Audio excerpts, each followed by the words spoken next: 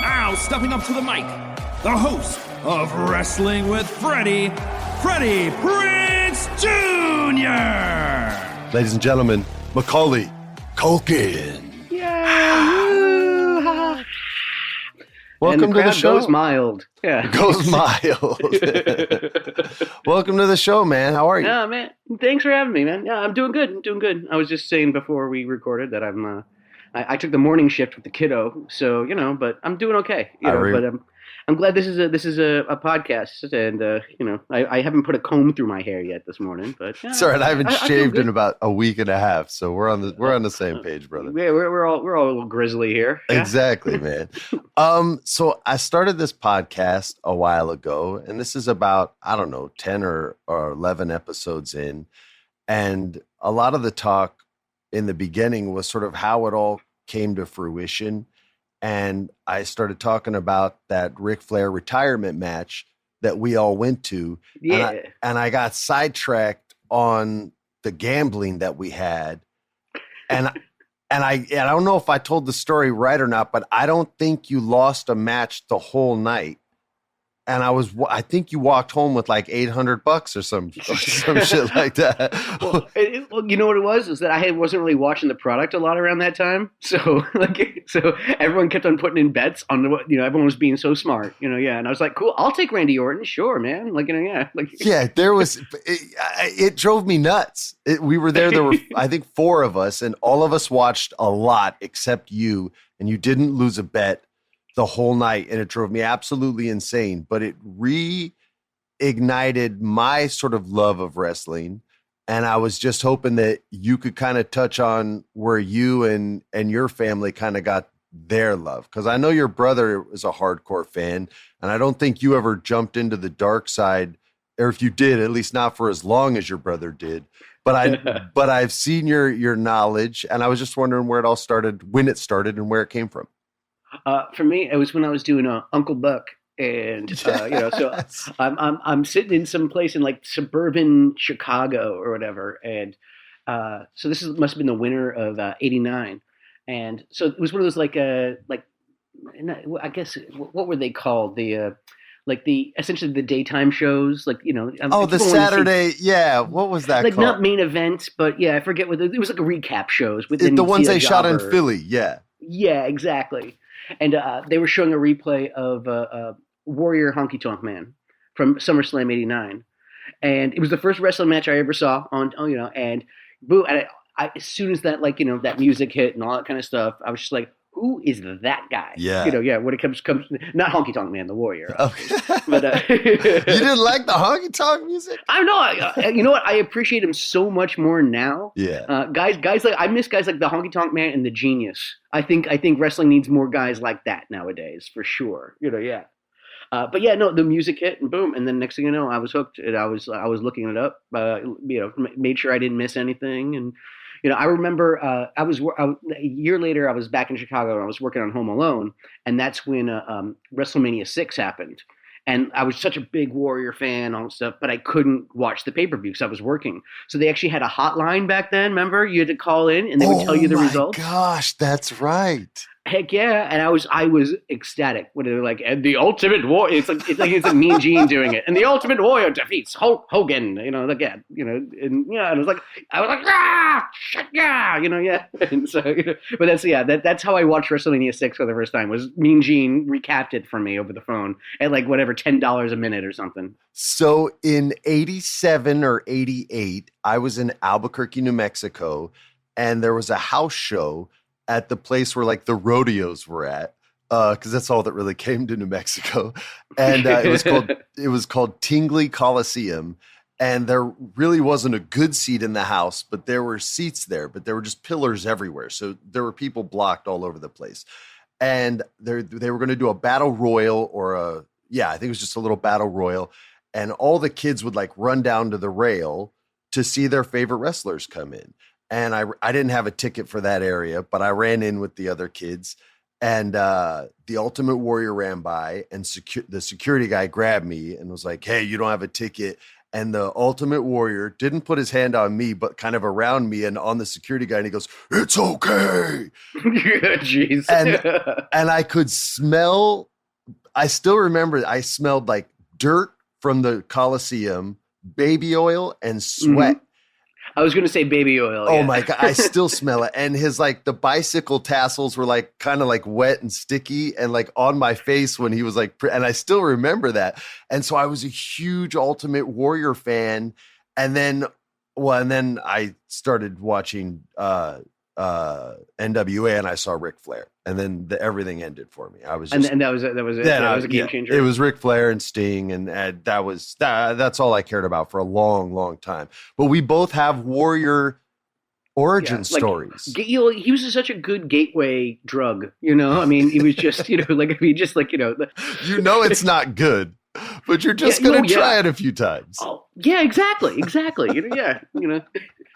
I love the version I am when I watch The Ultimate Warrior, Yeah, I only have to wrestle for 42 seconds. Yeah, I am so funny and hilarious. Your brother told me a story once, and I'm wondering if you were there, but he told me a story of when he was at a show. He said he got thrown out of a wrestling show. And we were all at your place in New York City, and we were playing Soul Calibur 2 or 3 or 4, I don't remember which one. Mm-hmm. And you guys were killing me with this dude with a long staff, and I couldn't get in, and it was driving me nuts. And we started talking. Kalik, yeah, Kalik. He just poke. I hated that guy. Oh, and I hated you. And so he said he got thrown. I said, "What happened?" He said, "I threw a beer on the big show, and they threw me out of the." Yeah, good. They should throw him absolutely. But it's a dick move. Were you there when that happened or no? No, fuck no, man. And if anything, I'd be pushing him towards the security guard. Like he did it. That's this right. fucker did it. See, you'd be the Russell Westbrook of the wrestling world. Get this guy out of here. Yeah. So Kiri went hardcore, like hardcore and deep to the point where I had I couldn't even communicate with him. And there was this one other dude that could, and his name was Angelo. Yeah, Foz. And and we all know Foz and we love Foz. And when I started working there, he started working there as well. Mm-hmm. And I took a little break, and you came in when I did like a GM spot just to like say hello and help out and be a part of the show. And I get asked this question all the time, and I think I know why, but it's better if you say it. But I get asked this all the time. Why didn't you ever get Mac to go and write for the WWE? Oh, man. There were times where I wanted to, like, kind of just, find, 6 months of my life at the very least to kind of go in there and stuff. And, I will say I do kind of regret not doing that. Like now that I'm a dad and stuff like that, like I barely have time to pee at this point. That's why I quit. You know what I mean? Yeah, I know. I knew it. Yeah, I figured that, yeah, exactly. All makes sense now, yeah. But yeah, no, I just never got around to it thing. There was always something. Next thing I know, I'm like on the road being in a pizza band or something. You know what I'm saying? In a pizza band, if out of like Europe, or you were in Paris or something. Yeah. Then I moved to France for like 5 years and stuff like that. But also I came up with some really great like Bray Wyatt story angles. Like when alone in my room in Paris, man. I really wanted to. They called me up for like consultation kind of stuff. Like how did they? Like, yeah, just, sure. Yeah, I know a few people they've reached out to for that kind of stuff. Yeah, exactly. Kind of just what do you think will make the brand better? What about that? And they don't. I think they might have like done one or two things that I was like, hey, I'm not saying I came up with it or nothing, but at the same time I was like, oh, there you go. But I'm just like, hey, why don't we make the shows slightly different? Because just one's blue and one's red. Like, why don't I said, God bless Kevin Dunn, but it's like nope. Like we're this is our product. And I'm like, dig it, man. Like yeah. And he's very protective of it, man. He's like he's really good at what he does. At what he does, yeah. Far be it for me to criticize anything that he's saying. I'm just saying, well, can we do something that's even just visually different? Things like that. No, they're the generation of go with what you know. So they're like Garth. They fear change. Oh yeah, no shit. Especially the product now. Fuck, dude. Like this is just. I have to see one more fucking like. Don't get me wrong. I'm actually looking forward to what will be different this time. But if I see Brock Lesnar, Roman Reigns one more freaking time, I know, man. Yeah, that's the thing is that like they'll do the same pay-per-view like back to back. Well, And they I'm just did like, that what the with hell? Cena and Orton for 2 years straight. It felt like Yeah, back in the it's day. always like New Day Usos, like every freaking card, like and it's just like wow, and I understand that like their roster obviously isn't as deep as it was a year ago. Back they've cut I think 86 wrestlers from their roster in the past calendar year. Yeah, man. So, yeah, so it's like so like you don't really have this rich variety that maybe you might have had before and stuff. But even then, man, it's just like how many times can we watch the same match over? I mean, literally, I think it was just recently. It was like Survivor Series, and I think the one before that. They were like, I think it was the two before that. They were virtually the same card, man. And it's just like, what the fuck's going on? Like yeah. Well, when you and I were younger, they allowed the storylines to develop sometimes for almost a year before you got that final payoff. And I think once the Attitude Era hit, they gave you everything right away in a 4-week package, and it kind of changed the way the stories were told, almost pay-per-view to pay-per-view. And at a certain point, I feel like you just run out of stories to tell, so they just go with what they know. And I'm not saying this is you're running out of stories. Come on, they are running out of stories. Believe me. I pitched 100 if I pitched one every week. Is just when you're pitching to a wall, is going to bounce back at you. Well, that's kind of the problem. That's the problem right there. Because there's never going to be a lack of stories. I mean, Three's Company. They had an episode in the first season where they had to hide a puppy from Roker. the landlords, the Ropers, and then in season like 6, they're hiding a kitten from Mr. Furley. Like it's just like it's like, man, you could just repackage some of this shit. As long as you give it enough time, you can do this. Wrestling's had more time than any TV show ever. Yeah, but I mean, I think there is something to your point of like these longer stories, but then at the same time, there was less product on television, and you were totally fine with like watching Bad News Brown beat up Jerry the Jobber, on Saturday mornings kind of thing. Like now then no one's going to be like down with that. There's only like you can't really have too many Coco Bewares in your company anymore. You know what I mean? Like it's hard, and you have to because you have to have people that can lose, right? And you have to give them a run at least once a year, at least a baby run, so that they're credible, that the guys you want to get over, the girls you want to get over, have a villain or a good guy to beat. That was the Dolph Ziggler kind of thing, man. They kept on jobbing him out, and he was just like, "If I don't win one, no one's like, and listen, the guy bumps like a boss. I would love to see him and Kurt Hennig in a match together. Just all they're doing is bumping and not actually attacking each other. Just outselling each other the entire match. Yep. Those, by the way, those are the best matches when it's two wrestlers trying to outsell each other.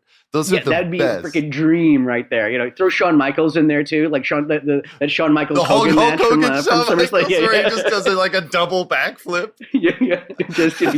Love it. Like I want to see that. I mean that's the thing. Dolph Ziggler, like he's guilty of selling way too well. So next thing you know, they freaking job him out.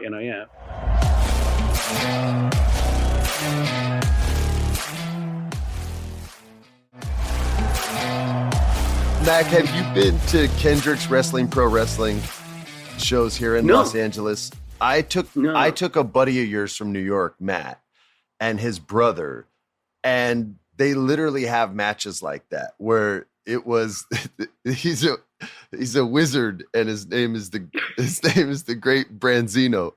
And let me back up. Xavier Woods brought me and introduced me to this, and I'm like, what am I seeing here? And he goes, it's holiday wrestling. I go, what are you talking about, holiday wrestling? He goes, it's the Christmas show. He goes, I'm not telling you anything else. I go, all right. So we sit down, and the first match is a guy named Emotep, but it's Emo, E-M-O, Tep, and he's a mummy. But he shops at Hot Topic. Well, he has a bleached bandage that comes down over his eye, and the eye makeup is Egyptian and dramatic, but he wrestles the way a mummy would wrestle, very slowly. Oh my God. And all the matches are like this. And they put a holiday story around each one. And in this one in particular, it was Die Hard. And they had literally a guy named the Sexy Assassin and he has a lisp, so he sounds like Daffy Duck. He comes in the middle of the Emotep match, and with all these like lumberjack looking guys that are, some are buff, some are not so buff. And he takes the microphone and he goes, I'm the Thecthia Thathin. I'm not going to do a sexy assassin impression because he was too good. And he says, I'm taking over Wrestling Pro Wrestling. And to prove it, I'm calling the owner of the company right now and you can listen in. And we're in the Moose Lodge in Burbank. So it's like 100 people. Okay. Yeah. And he calls the owner of Wrestling Pro Wrestling, and the speaker comes on and plays in ring. And I look at Xavier and I go, no, nobody's picking up. And he looks back at me and he goes, no, he never picks up. And it rings about 7 more times, and then he gets super mad and he hangs up and he goes, well, just because he's not there doesn't mean I'm not taking over. Yeah, that's fantastic. And to help me, I brought a bunch of lumberjack orphans that were never adopted. And they all turn to the crowd and they go, we're orphans that were never adopted. And the crowd's literally yelling back, we just heard him say that. Like, they're going back and forth. And then the only way that you can save the show, of course, from this Hans Gruber sexy assassin who's taking over the show, is you got to have a John McClane. And that John McClane is none other than a character they have named Cereal Man. And Cereal Man is dressed like you and I, but he has this amazing prosthetic cereal box completely like plastered to his head. Oh my God. And goodness. it says Wheaties. And or whatever their version of Wheaties is. But I'm telling you, like the cosplay that they do for these is top shelf. They do full kaiju matches, okay? Like literally kaiju matches. And giant monsters are falling out of the ring and breaking it's hysterical. So I'm in. So John McClane or Cereal Man comes up and he says, I'm gonna stop you. And throughout the whole night, which is about 2.5 hour show, he starts assassinating some of the lumberjacks. And at the end of the show, the sexy assassin gets the only person close enough to Cereal Man that he can get leverage, right? Like the John McClane's wife, whatever, Holly McClane, right? Mm-hmm. And but their version, played by my aunt, by the way. Well, side quest. Hello. That's my aunt. That's actually my aunt. Bonnie Bedelia is my aunt. She plays Holly McClane. That's crazy. See, family affair. It's getting tighter and tighter. Tie it all back to my family. That's right. Yeah. So their Bonnie Bedelia is, of course, Pop-Tart Boy, who is a giant Pop-Tart and only his hands can poke out and his feet, so he can't really wrestle. And he's got him on top of the turnbuckle, and he's going to throw him off the turnbuckle the way they were going to fall out the Nakatomi Plaza. But here comes Cereal Man, and he walks right by Austin and I, and instead of a 9mm tape to his back, he's got a pack of cereal. And he takes it off, and this guy, God bless him, man, he throws it, and it hits the sexy assassin right in the head, and the sexy assassin falls off, and then his Velcro gets stuck to the Pop-Tart's Velcro. And Cereal Man comes in and undoes it, and the sexy assassin falls off the turnbuckle and lands on the lumberjack orphans that were never adopted. And the main event that was supposed to happen never happens. They literally just say, thanks for coming out and good night. And they do it for Thanksgiving, Halloween. How can you top that? Bro, You know I've seen them top it with RoboCop on Thanksgiving, which was hysterical. Like, they do the weirdest stuff. But you said something earlier that led me to this, which is now I'm leading back to you. You said something like 83 wrestlers had been released. Yeah, I think 86. 86 wrestlers have been released, right? People like Keith Lee, people like Karrion Kross that I think are like, whoa, that's a shock that you would release them. People like Bray Wyatt, where I'm like, that's the only attraction left in professional wrestling, but okay. Yeah. Mm-hmm. That's weird, but right on. With all these wrestlers, and I already said this on a podcast with Ariel Helwani. I just did this Netflix movie, and I'm doing a couple more after this. And I'm putting a little kitty together, right? In the old days, that would be like a little piggy bank, a little kitty. And I want to start not to make money because it won't, and not to compete with anyone because I'm not trying to do that, but just to start a West Coast indie wrestling brand. And there's so many free. Now, granted, I'm a year and a half away from this coming to fruition. I just finished the first one, so I'm still a little ways out. But when I'm ready to go, I just want to have a 2-year plan where if it makes money, cool, but is probably not, which is what my accountant said. Yeah, you're hoping for a break-even endeavor. I'll take it. I'll take it, and I'll try to do things the old Cornet way as far as business. Like if I can find some places that actually want to play it. Otherwise, I'll just play it on my YouTube channel and screw all them. Mm-hmm. But I want to start an indie league, an indie wrestling league, and I don't know if I want it to be kind of like, I don't know if you're familiar with GCW, where Cordona's wrestling now. They brought a lot of cool back to wrestling. Like there's just some cool elements to it, but I don't know if I want to go that direction or if I want to go full like comedy wrestling, like wrestling. Yeah, the silly attraction kind of stuff. If you and I were to start a wrestling brand, what would you want it to be? Oh, like between those two? And not between those two, whatever you want it to be. Oh, we're just in let's general? Just talk, yeah, let's talk about it, and maybe, in a year and a half we do it. I don't know. I like the silly stuff kind of thing. I think that's something that's kind of missing from wrestling. Like that Attitude Era still had that stuff. They did, I mean, Kane could still shoot lightning. Like stuff like that. Some of that kind of that kind of over the topness, I think, has been sorely missed in wrestling. So I think engaging in something like that would be a lot of fun. I always had this idea for a character called the Arm. He's got one strong arm, and he does all of his moves with this one arm, and the other arm doesn't do anything, no effect, just punch, nothing. But this one's choke slam, like, oh god, the arm, You have to convince someone to get super buff on one side. Yeah, just on one arm. The guy like, hey, Braun Strowman, hey dude, would you mind just working out one arm and just not doing anything with your left? We'll pay you double to just completely morph your body.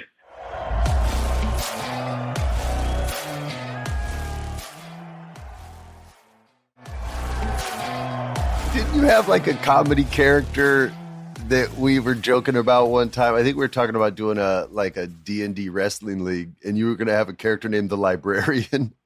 Yeah, the Librarian. She's going to interrupt promos and say shh. And every time the crowd popped, he'd go shh. Which is actually great heat. I'd love to see somebody just always shushing the audience every time he loses, because he's so well schooled, because he's already read all the rules, all the books on wrestling. He always can get his losses overturned because of some kind of technicality, or turned into no contests or something like that. Yes, exactly. So he's got a spotless record. He would work in comedy wrestling.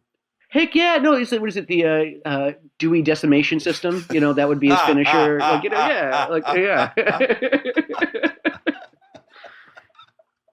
All right. See, this would be good at a Moose Lodge type place. Man. If you're going for silly, I'm your man. We can come up with all kinds of silly stuff. Believe me, I know. Okay. I love this Netflix funded wrestling federation. It's all right, man. They don't care where I put my money. All right. Yeah, exactly. No, I'm in. They just care.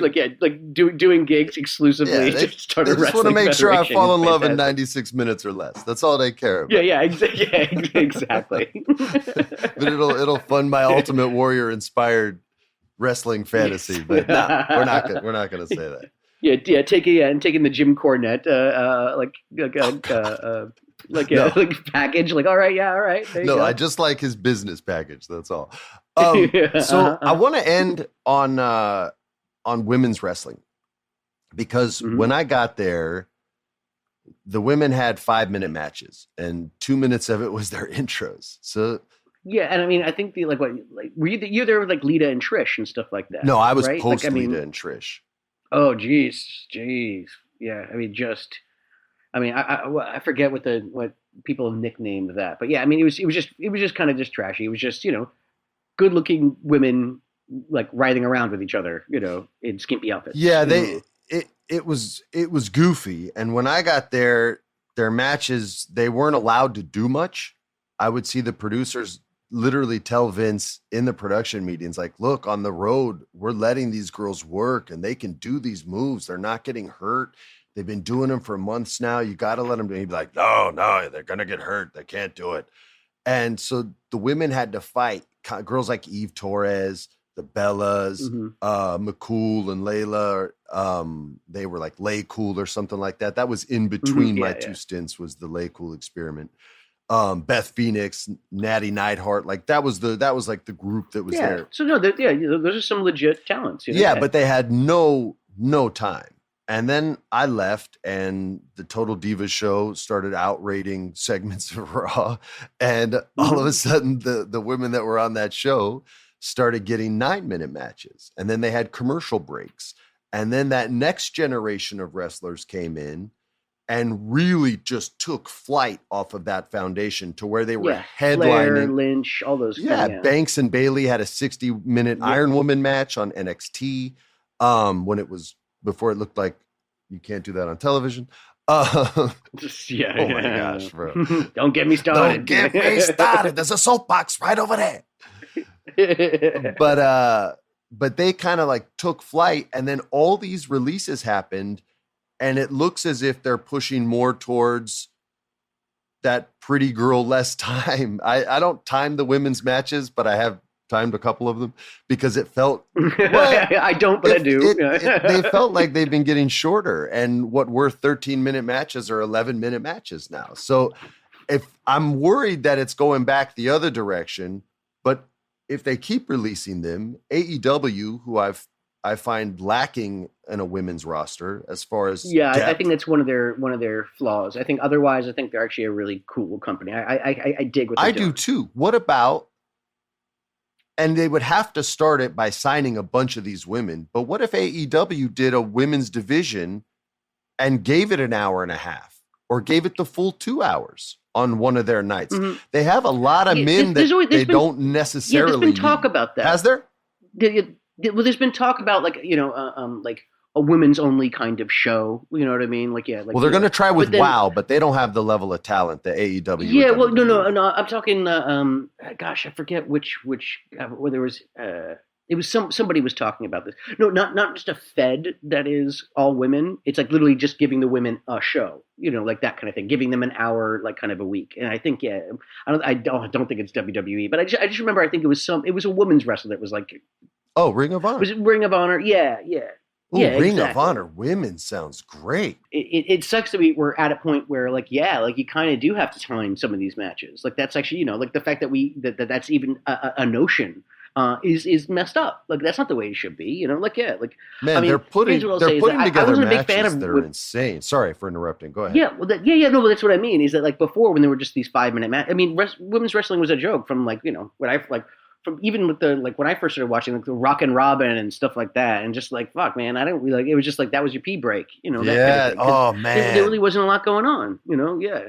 And then they didn't really, I think there was I think that kind of stigma kind of stuck for a while until you actually started letting some of these women cut loose and actually do some things. It's like now you can. It's not crazy for them to headline WrestleMania or to close the show at Survivor Series. You can put Charlotte Flair in any WrestleMania main event, and people are going to want to watch. I mean, that's a no-brainer, regardless of men or women or whatever. Exactly. It's just good. This is her peak. This is her time, man. She may not be the best actor, but she owns that character, and when she stays in that character and she never breaks, it's gold, man. She should never be a baby face as long as John Cena wasn't a heel.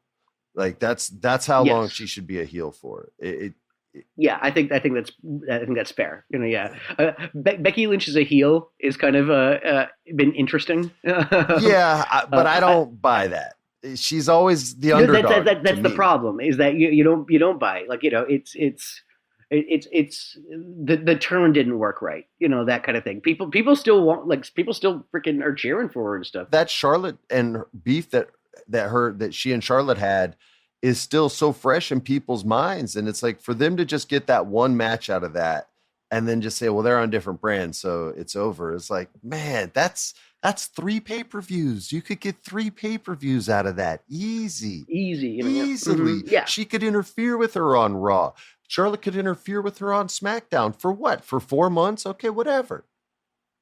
Yeah, I'm always of two minds when it comes to the brand split anyway. It gives people more TV time, and we have a deep roster. I think that's a good thing. They got a lot of talent that, you want to be able to see.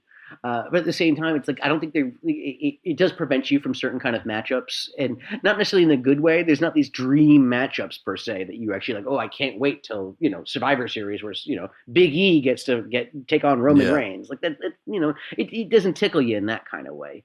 But like I don't think they've taken full advantage of it. Like I think maybe they tried to do like an invasion storyline once or twice or something like that. But again, they're the same product. Like on both shows. Like stylistically, they're the same. They look the same. One is just blue and the other one is red. And like that's it. Just So I don't even pay attention to who's on what roster anymore. You know what I mean? I can tell when I just glance at what color their belt is, but otherwise, like I don't know who's on. I don't know which show Miz is on. I just know that he's on. And it isn't important to the fans which show they're on anymore. Like there is not a brand loyalty, because they're actually they aren't separate brands. They're both WWE. By the way, how can they make NXT look so different, but they can't make SmackDown and Raw look different in any way, shape, or form? In any way, exactly. And I don't mean for the better. I don't think they improved NXT. I thought NXT went from the most watchable product in WWE to unwatchable in a week. Like it just, there was nothing. There was just nothing there for me. And they have some wrestlers that I still like, but I just don't. And the name thing, I still don't get. Like they got Rick Steiner's kid, and he's going to call himself Braun Breaker.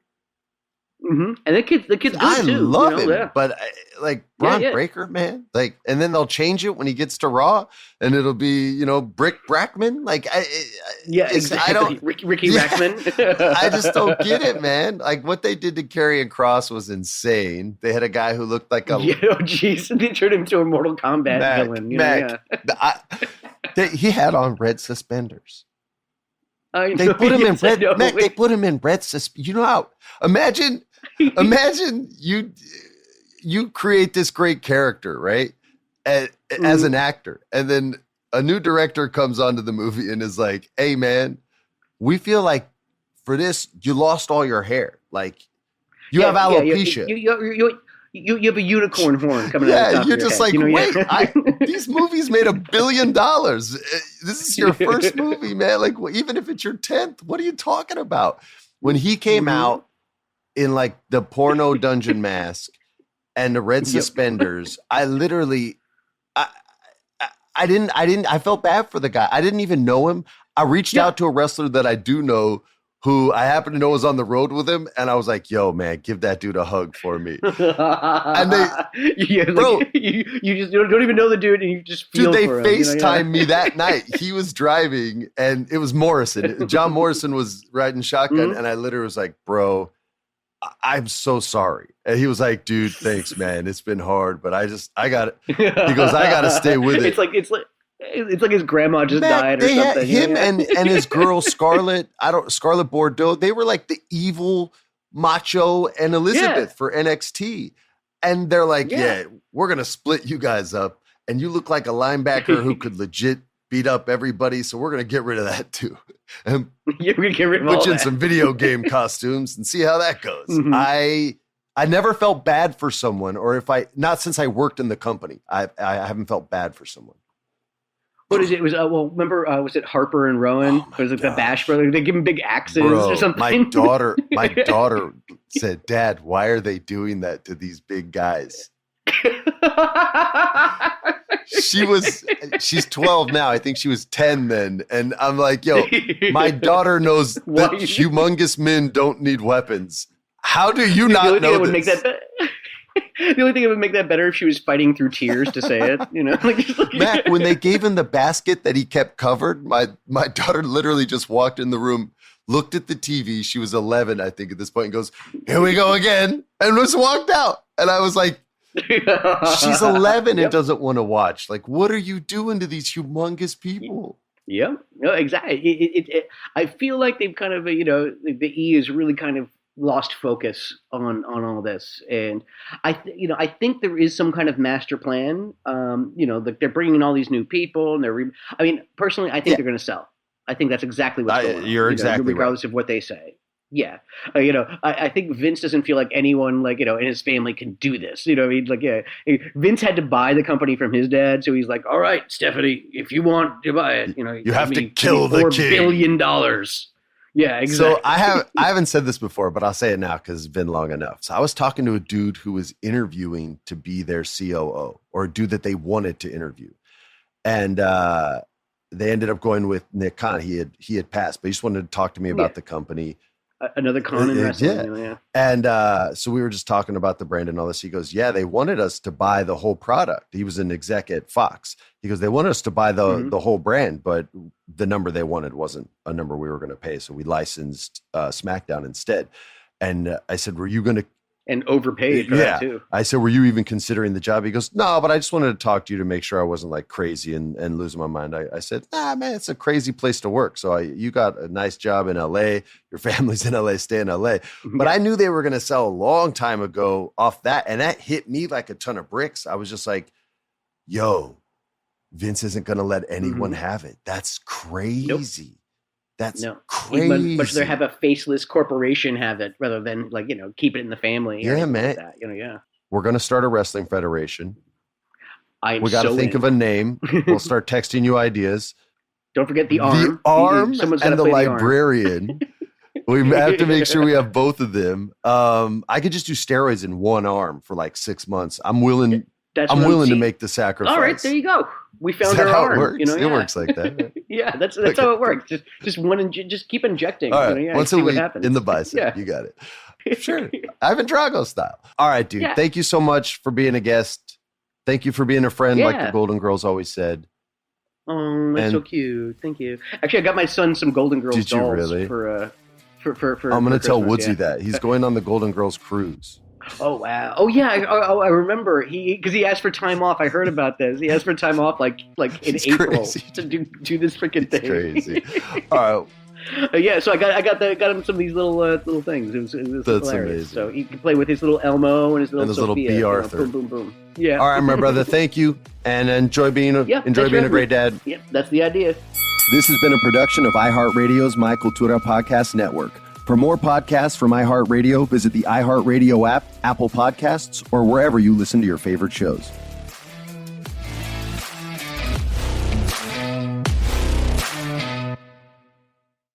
What's up, everybody? Thanks for listening to that classic episode. Stay tuned next week and every week because Wrestling with Friends is never going away. Happy holidays. See you soon. Peace.